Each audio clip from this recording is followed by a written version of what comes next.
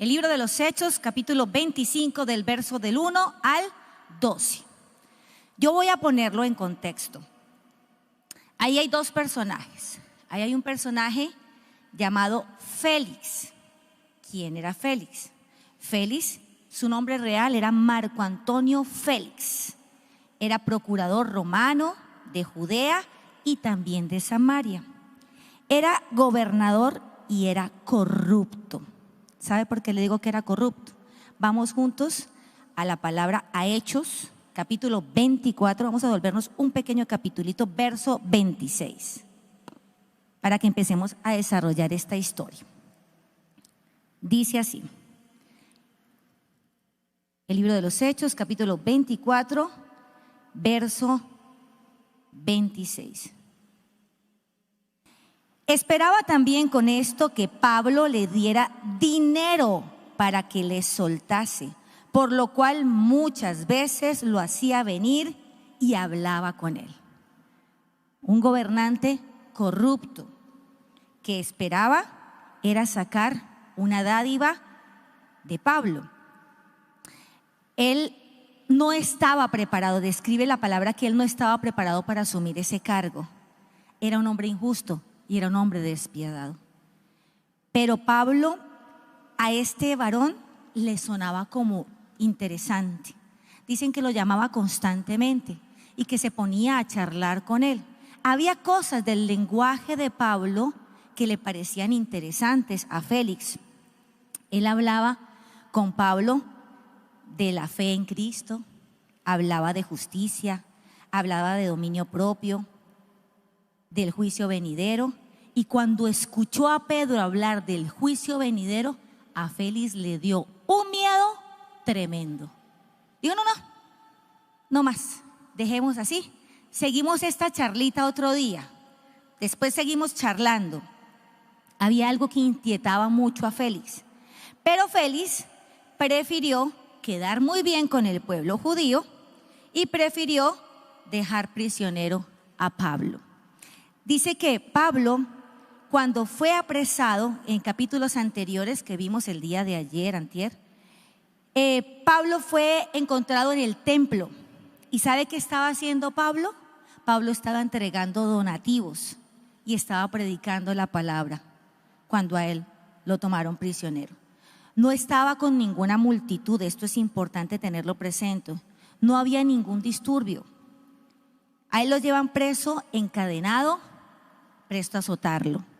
Y cuando lo van a azotar, ya estaba encadenado, él le dice, me causa mucha tensión que él le dice a quienes lo tenían prisionero, le dice, ¿tienen ustedes en su ley aprobado azotar a un ciudadano romano antes de ser juzgado? Como quien dice, ¿usted está segurito que en la letra menuda de sus estatutos gubernamentales dice que pueden azotar a un ciudadano romano?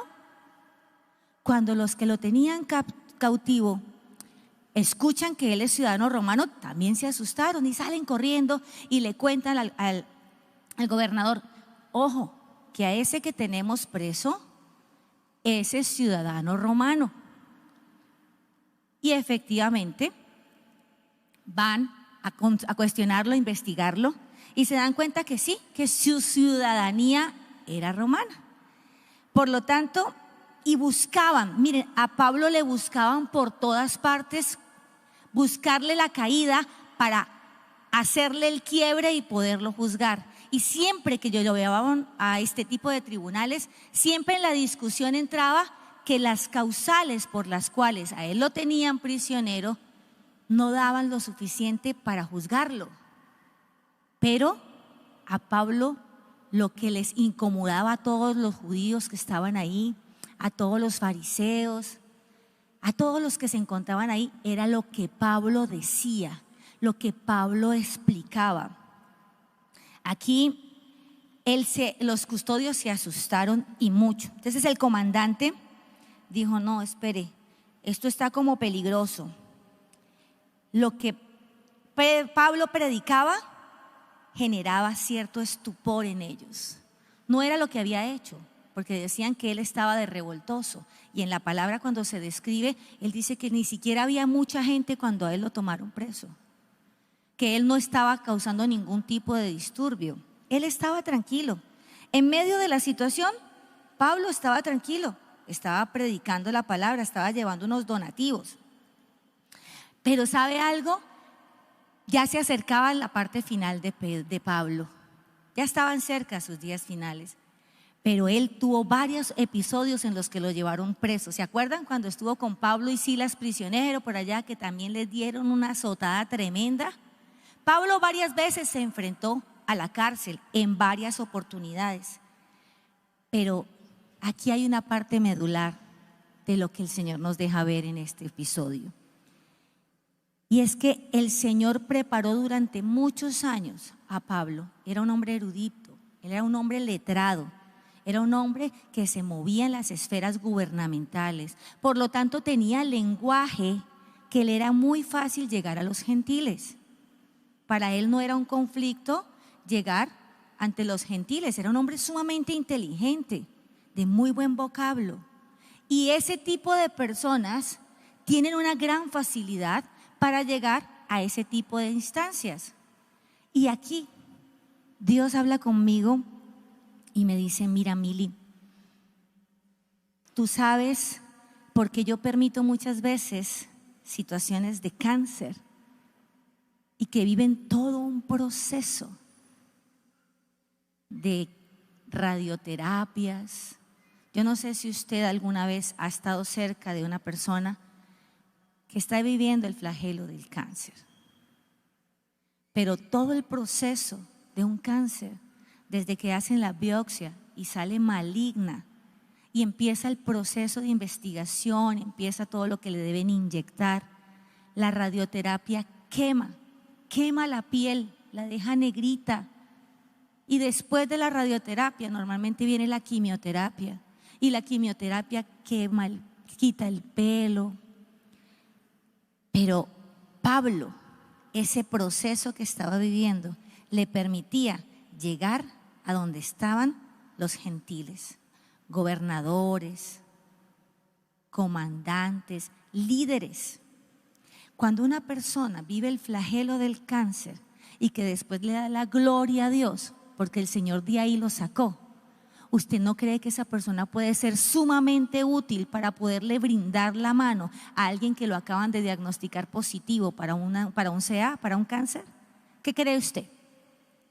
¿Que sería útil o no sería útil?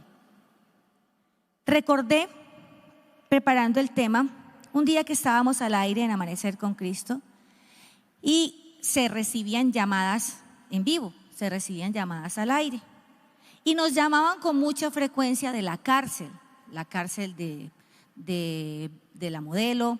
Nos llamaban de diferentes cárceles, la de Popayán, ¿es Popayán o Santander? La de Santander. De allá nos llamaban varias veces y esas personas iban contando pues cómo iba el proceso, y nosotros al aire los saludábamos y les decíamos que orábamos por ellos.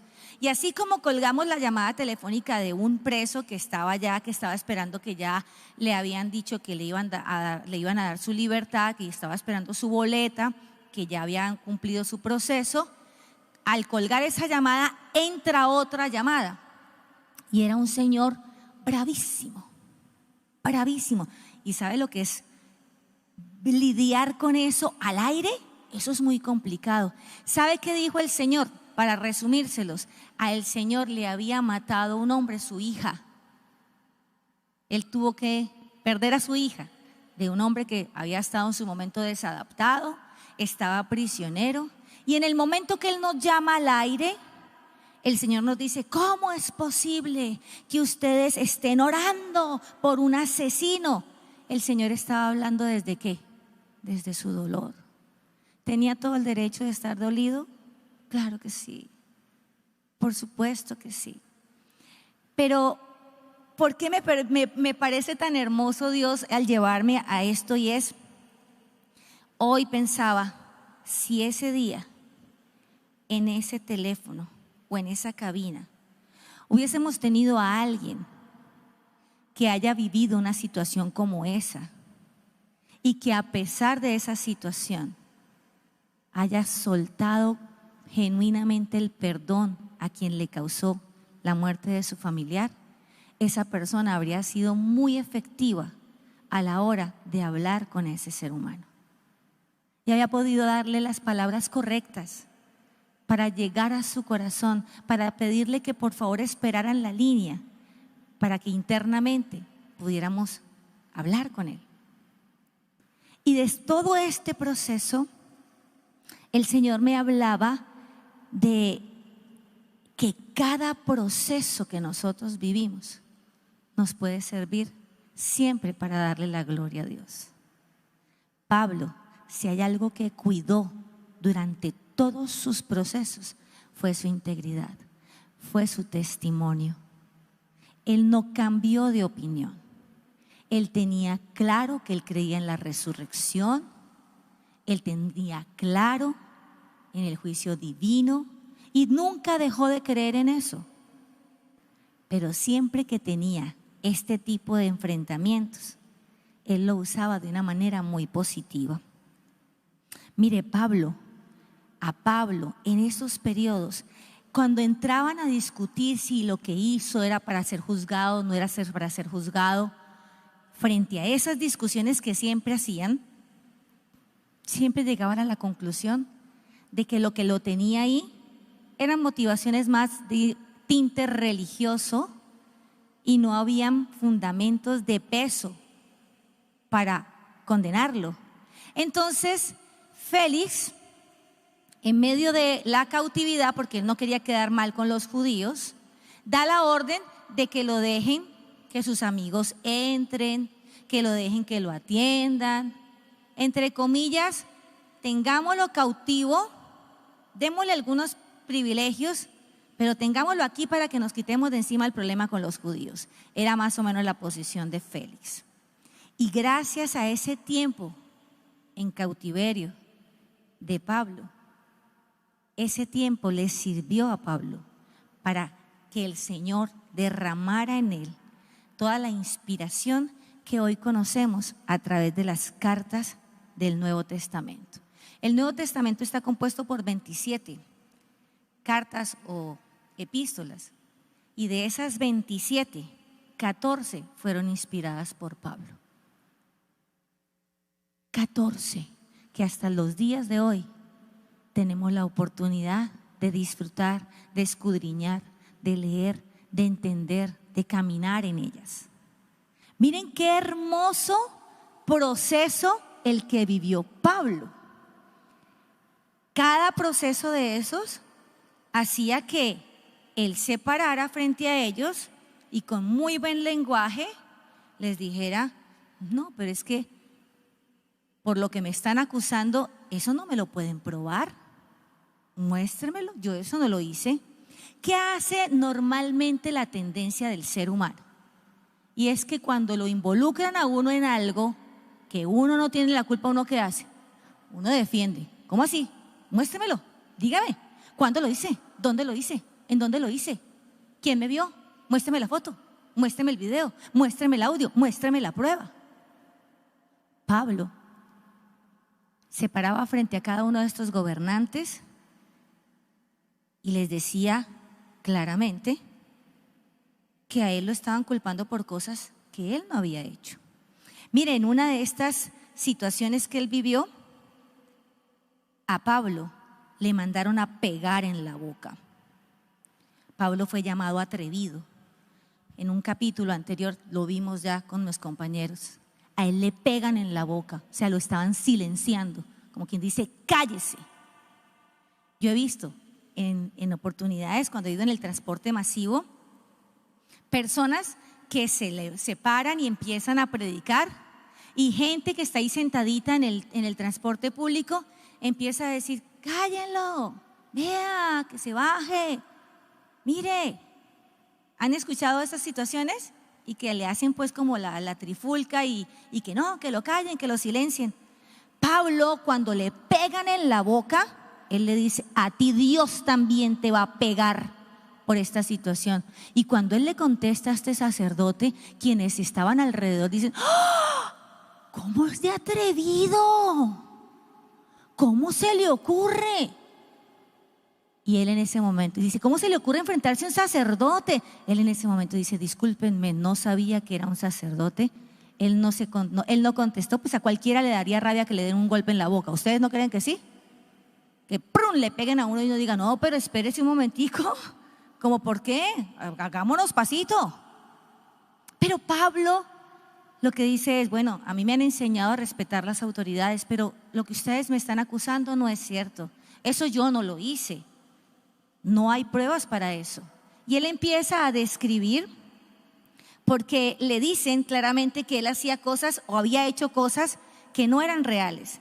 Resulta que en esos instamentos que pasa de tribunal, del consejo, empiezan a pasarlo de un lado para otro. Hay un personaje llamado Ananías que se va con un abogado. Esto está en el capítulo 24, para hacerles un poquito de contexto. Él se llama... El nombre de él está bastante interesante. El abogado se llamaba Tértulo. Bonito nombre, ¿cierto? Tértulo se va con Ananías, él era un abogado de la época, y frente a Félix se sienta y empieza así su discurso. Llaman a Pablo, hacen ir a Pablo para que Pablo esté presente en la acusación. Y este personaje, este abogado, yo con el respeto que se merece el tema, yo me imagino como cuando en nuestra sociedad dicen, eso era un tinterillo, se montó un tinterillo. ¿Conocen esa expresión los que nos están viendo fuera de Colombia? Un tinterillo es esos abogados que son corruptos, que no les importa la ley específica, sino que le están buscando el tejemaneje, a ver por qué código, por qué artículo se pueden ir para librar a la persona que están juzgando. Y este personaje, este abogado, Tértulo, se para frente a Félix, ustedes lo pueden leer en el capítulo 24, y le dice, Excelencia, Su Majestad, usted que ha sido tan buen gobernante, usted que gracias a usted hemos logrado esto, y le saca una historial de todas las supuestas cosas maravillosas que había hecho Félix. ¡Qué pena! Ustedes lo pueden leer juiciosos, yo se los estoy recreando un poquito. ¡Qué pena! Quitarle parte de su tiempo, pero estamos aquí frente a usted, Excelencia, para contarle que este varón, traen a Pablo, es una plaga. Así lo describe. Le llamó a Pablo plaga. Y no se quedó con eso contento. Póngale cuidado. Dice, es el cabecilla de la secta de los nazarenos. Ocasiona disturbios y profana el templo. Eso dijo el abogadísimo Tértulo. ¿Se acuerdan que les dije dónde estaba Pablo cuando fue prisionero en el templo? ¿Qué estaba haciendo Pablo? ¿Se acuerdan que les dije?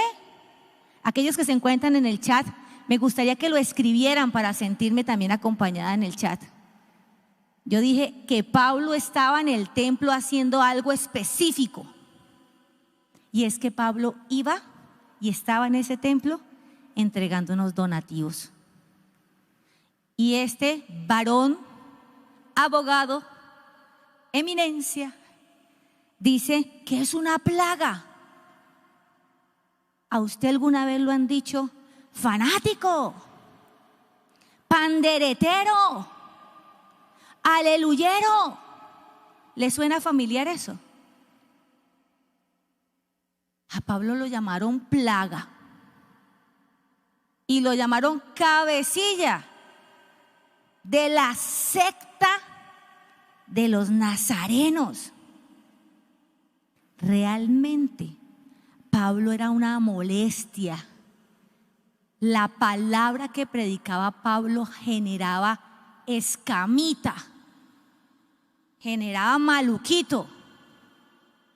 Y a eso era lo que ellos directamente trataban de silenciar. Fíjese usted que me acordé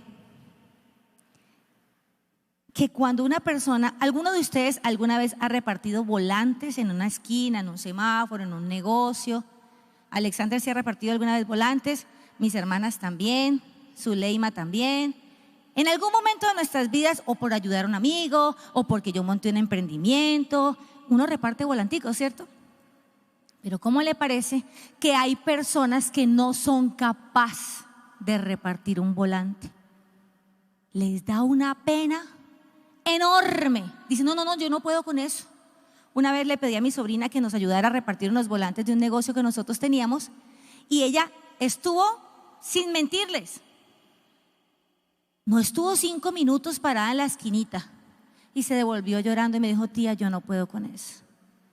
Como la gente es tan atrevida y le dice a uno que no y le dice a uno que, y uno apenas yo con una tía, yo sonreía y yo hacía una sonrisa y un gesto bonito y entregaba el volantico y me hacían así, todo rancio, me hacían así. Llegó casi llorando. Ahí me acordé y yo dije, wow, ¿verdad? No todo el mundo está preparado para eso. Pero me acuerdo unas palabras que le dije a mi sobrina en ese momento. Le dije, mami, quiero contarte algo. No te están diciendo no a María, ella se llama María. Le están diciendo no a la empresa que tú estás entregando el volante. No les interesa la empresa, no María, es la empresa, no es de su atractivo. A Pablo no le estaban diciendo no a Pablo, plaga no le estaban diciendo a Pablo. No le estaban diciendo a Pablo que era el cabecilla de una secta. Le estaban atentando ¿contra qué? Contra la palabra de Dios. Y aquí hay un cuestionamiento para cada uno de nosotros. Cuando vamos a uno de los altares, quienes han participado en los altares, y empiezan a repartir los tratados, y empiezan a entregar los tratados, y la gente pasa o ponen musiquita de alabanza mientras están tratando como de llamar a la gente, y la gente empieza, vea, apaguen ese chéchere, dejen dormir, yo estoy en una clase en Zoom, apaguen ese chéchere. ¿Quieren silenciar a las hermanitas o a los hermanitos que están ahí? No resisten, es oír la palabra de Dios. Y Pablo eso lo tenía claro. A Pablo le habían podido pasar todos los volantes que fuera, que Pablo repartiría los volantes que le entregaran, porque él tenía clarito como el agua que a donde quiera que él iba, él como todo un caballero, uno como que lo alcanza a percibir, profe, ¿cierto que sí? Que Pablo era un caballero después de haber sido un asesino, pero después de haberse convertido de manera genuina.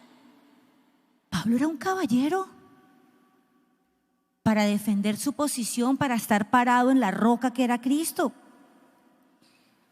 Les quiero recordar que en el capítulo 24 hay un complot de 40 hombres para asesinar a Pablo. Pablo fue muy perseguido, pero resulta que en medio de los 40 hombres que se reunieron, miren, vamos a hacer esto, que el comandante vaya y le diga al gobernador que manden a Pablo para Jerusalén, y nosotros los 40 nos metemos al acecho y lo esperamos en el camino y tuki tuki lo matamos. Eso hicieron, empezaron a hacer el complot. Es más, convocaron ayuno. Estos malos hombres convocaron ayuno y dijeron: no pasará alimento en nuestras gargantas hasta que hayamos asesinado a Pablo. ¿Había maldad o no había maldad en ese corazón? Sí. Pero ¿cómo les parece que en ese público que había, donde estaban ahí haciendo el complot, y los 40 que estaban, sí, que hagámosle que sí, que hagámosle que yo me los imagino? Entonces cuando bajen por la carretera tal, entonces cuando vengan en la carreta X, cuando vengan el caballo Y, cuando usted se encarga de esto, usted se encarga, todo estaba, como decía el Chapulín Colorado, fríamente. También vieron el Chapulín Colorado, ¿no? Y resulta que todo estaba organizado, pero dentro de ese público había un muchacho. Y resulta que ese muchacho era sobrino de Pablo.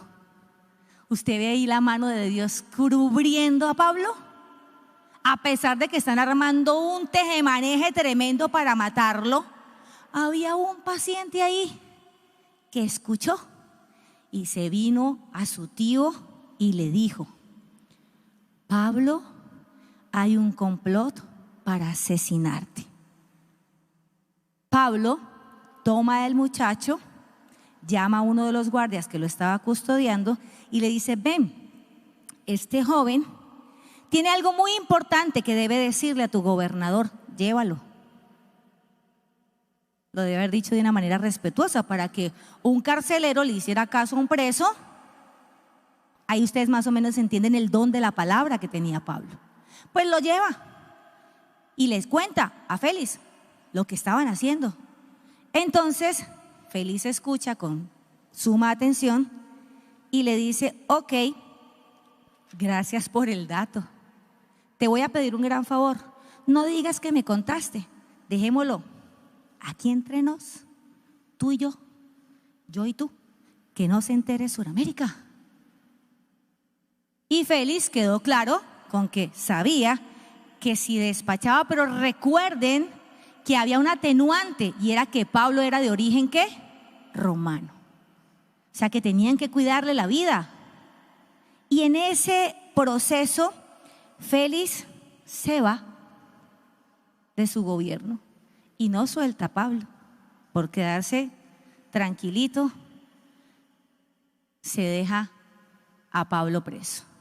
Y ahí es cuando aparece Festo, que es el gobernante que sucedió a Félix. Festo recibe nada más ni nada menos que semejante chicharrón a un romano preso, y va y mira Festo y dice: bueno, ¿y este por qué es que está preso?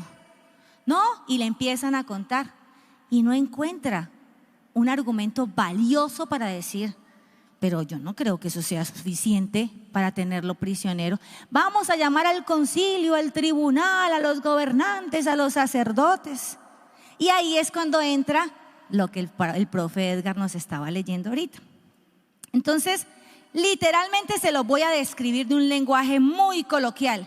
Esa papita caliente de Félix se la cedió a Festo. Dijo: bueno, ahí le dejo su papita caliente, mire a ver cómo usted soluciona.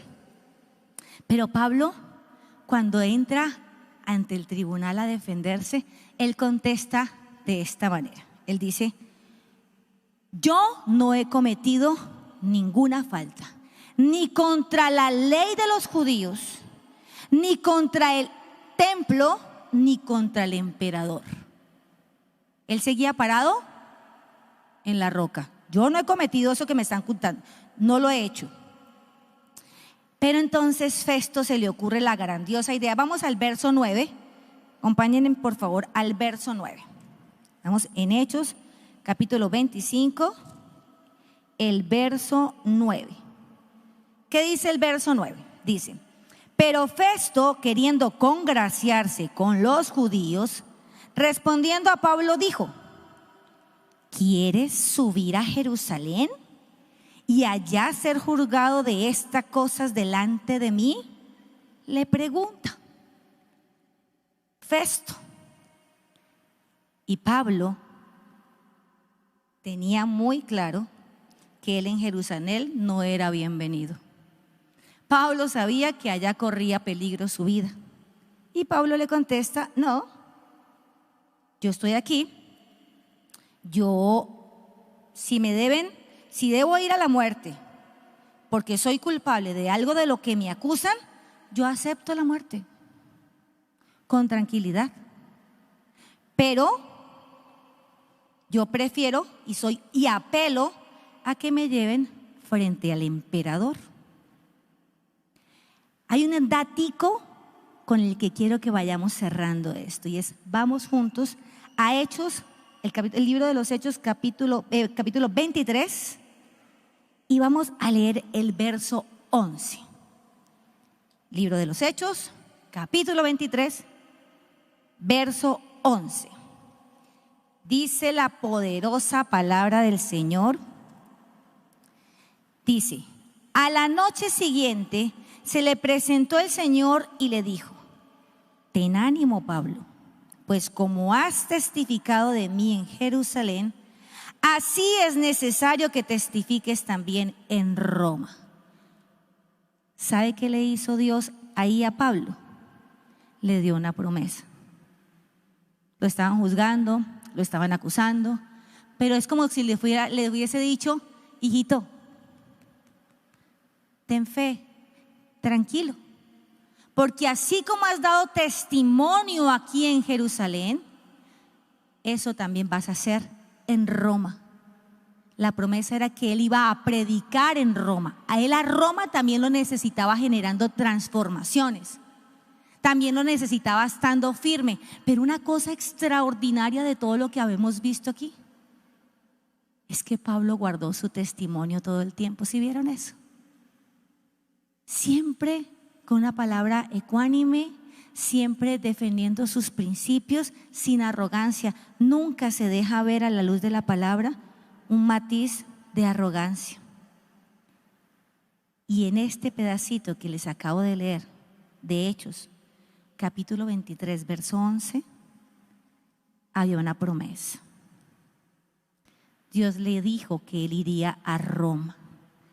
Y quiero ir cerrando con esto.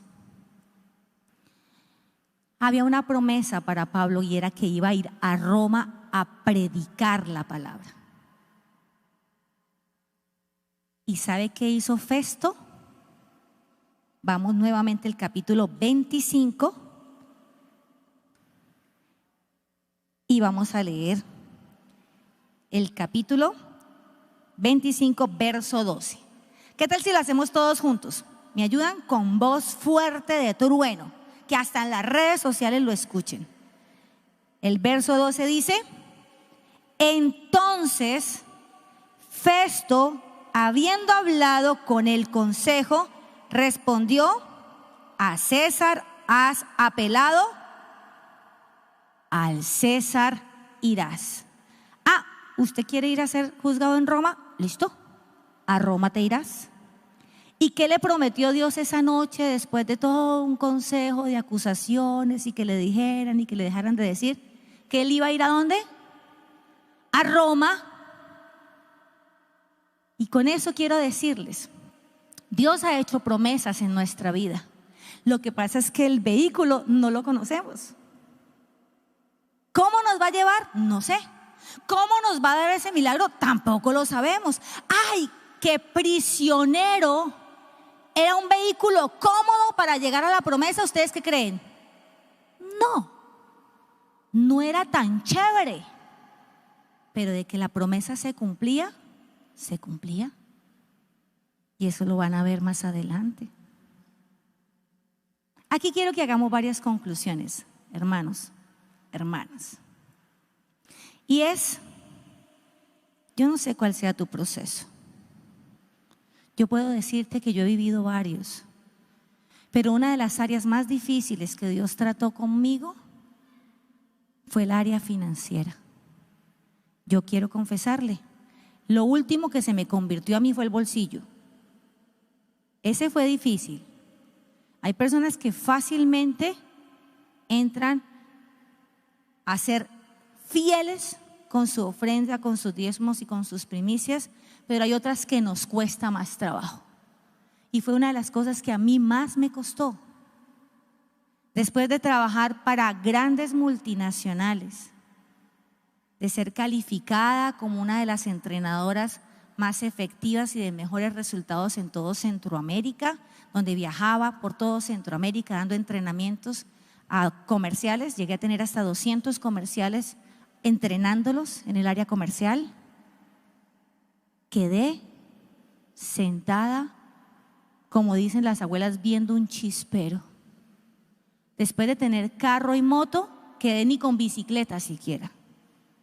porque tuve que venderlas y seguía endeudada. Después de haber estado endeudada, hasta usted no tiene ni idea cuántos millones yo debía. Me llamaban de Data Crédito todos los días. Yo tengo una frase que el pastor la ha repetido, me la inventé, y era que si existiera Data Sangre, ahí yo también había estado reportada. Dios procesó mis finanzas. ¿Se acuerdan que arranqué diciéndoles que yo viví un proceso muy difícil?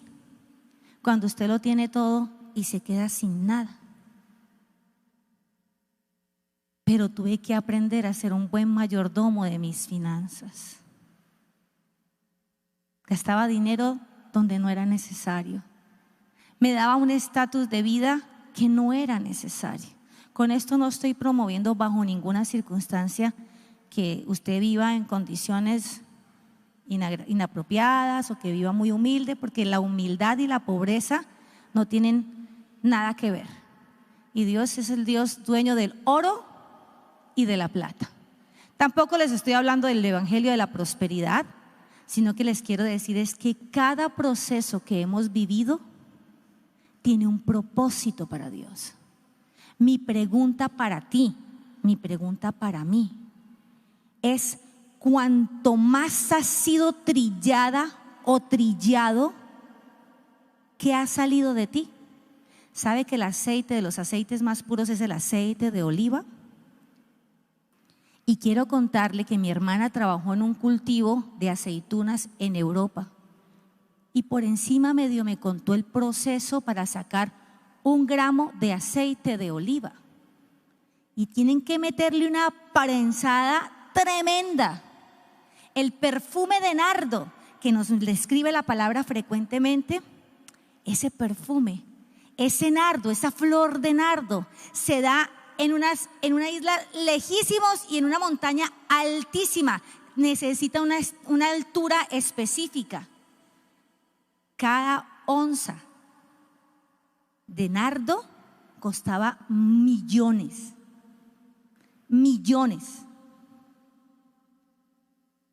¿Qué ha salido de ti cada vez que eres machucado?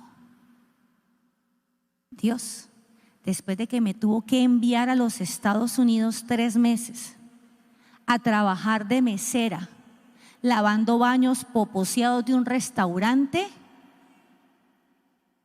me mostró clarito que yo tenía que aprender a ser mejor mayordomo de mis finanzas. Me tuvo que procesar. ¿Usted cree que Pablo en todo este proceso vivió etapas muy difíciles? No habrá tenido momentos en que dijera, pero Dios, no, soltame. Caleño, ¿no? Si fuera Caleño, ¿no? Si fuera Pablo Caleño, no, soltame. Todo para mí, la culpa es mía, todo lo hace Pablo por culpa de Pablo, es que ese Pablo, hasta plaga le dijeron. Fue muy procesado, pero hasta el último momento creía claramente en la resurrección, creía en la fe, creía con todo su corazón en que teníamos un Dios maravilloso,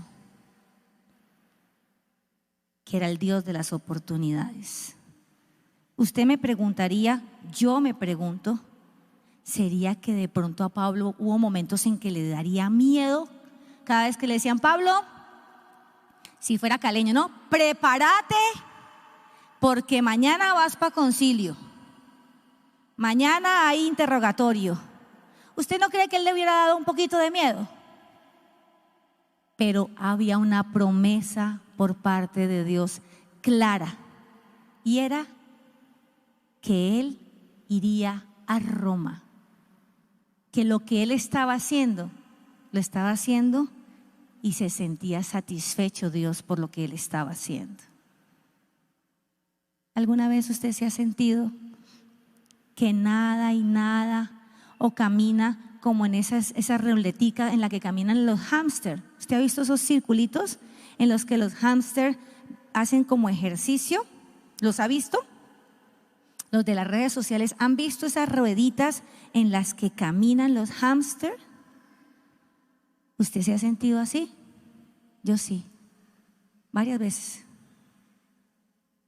Y después de todo ese proceso que yo viví de tenerme que apartar de mi familia, dejar a mi niña, irme 3 meses a trabajar, durísimo, en plena nieve.